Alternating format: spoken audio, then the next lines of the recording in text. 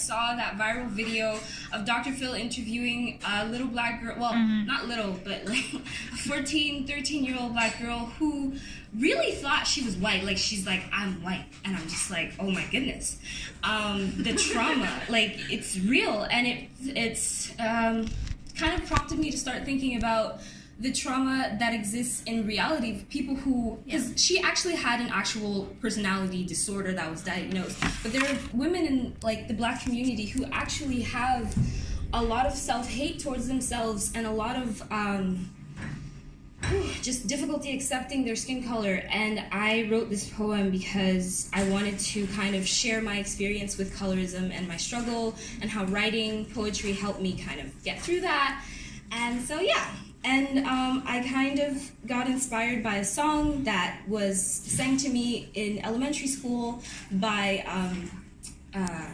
lots of black teachers that surrounded me. And it was kind of, if you lived in the United States, this is not a song that you could escape.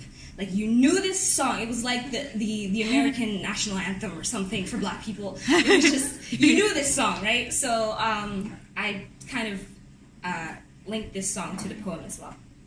So here we go. This little light of mine, I'm gonna let it shine. This little light of mine, I'm gonna let it shine. This little light of mine, I'm gonna let it shine. Let it shine, let it shine, let it shine. Have you ever seen a little black girl skipping through the streets while holding her mother's hand? Barrettes in her hair, jingling, jangling, dangling from her juicy baby girl braids. Smile on her face, stretching wild and innocent, radiant giggles too exquisite for this world, this little girl. Her eyes gaping wide, taking in every sight and all, like everything she sees is a miracle because it is. She asks a million questions a minute as if she needed to know everything about this world, as if it were hers to rule one day because it is. But somewhere along the way, she stops skipping. She stops shining. She stops asking questions, a docile servant to cultural conformity, and she returns to the chains her skin knows too well. There are things that little black girls don't know when they're growing up. They don't know that the hopscotch and double dutch they play, making music on gravel sidewalks, is their first introduction to a magic that breaks every chain. They don't know that their skin was never meant to reflect nor reject light. It was made to absorb it. So they are in fact conservatories of brilliance. Their melanin magnificence. Ignore their belligerence, baby girl. Your darkness is not hellbound, it is holy.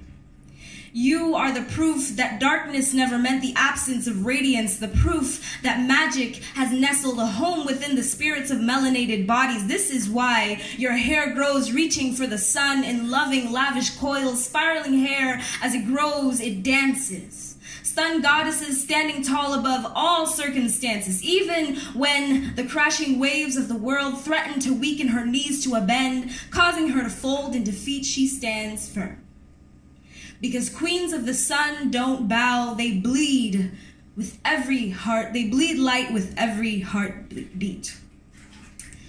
This little light of mine, I found it when I realized that my gift was that of a word seamstress, sweetly weaving metaphors and staccatic tactic rhythms in the minds of those who watch me as poetic prose waterfalls from my lips. 21.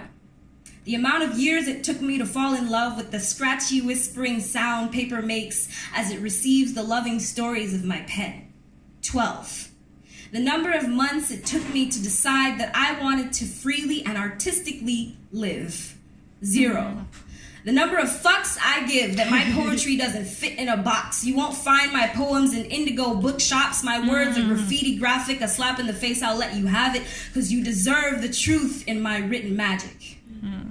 My words stay steady, stealing stardust from the skies and I take pride in my poetic stride, and I promise to shine this little light of mine. But it sure took me some time. I remember when I would want to scrub my skin white, clear, clean, bright like the skin in my dreams. I wished I could be like Cinderella. Wish I had a fairy godmother to turn all my pumpkin problems into carefree caviar coaches. Wish she could bibbity-bobbity-boo away my blues and replace my sneakers with the privilege of crystal clear glass shoes. 'Cause Cinderella may have been broke, but she ain't never been broke in black. Today, I trust and believe that if I had a fairy godmother, she'd have black ink tattoos winding up her sleeve. I believe her skin would be as dark as the night sky, and she'd have eyes like moon shining on rivers, Mother Oshun. She'd have voodoo potions for my period pains, Spotify playlist to soothe me when it rains, and medicine to relieve the microaggressions. She'd stir up my creativity in a cauldron and blow me brilliant ideas in her kisses. I think she'd remind me how the 17th century poets needed the darkest ink to write, or else no one would be able to read them.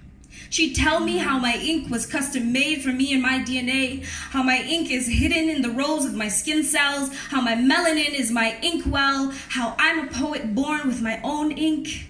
She'd say, "That's the best magic spell anyone could ever conjure, don't you think?" And I believe her. The little black beret-haired girl in me starts skipping again. She starts singing again, believing again, encouraging me to shine.